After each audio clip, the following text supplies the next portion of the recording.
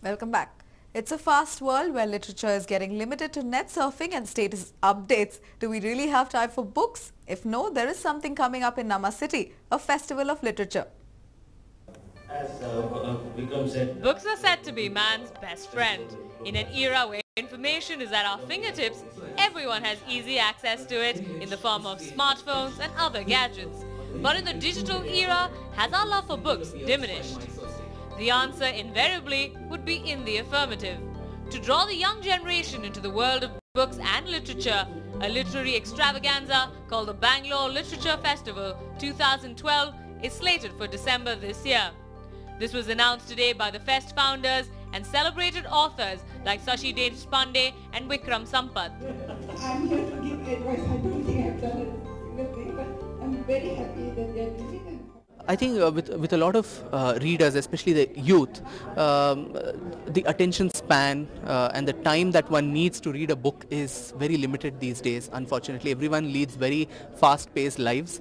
Everyone has multiple things to do, and so in that limited time, even literature gets crunched a bit, and you need quick reads, fast reads, which you can immediately listen and forget, read and forget rather. So I think that's the main problem with the whole loss of this romance with literature, and the Bangalore Literature Festival would try to rekindle this whole old world charm and romance that is associated with books, with reading and with literature.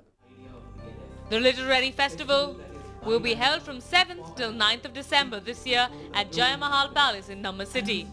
The extravaganza aims to bring together leading authors from Bengaluru and abroad under one roof.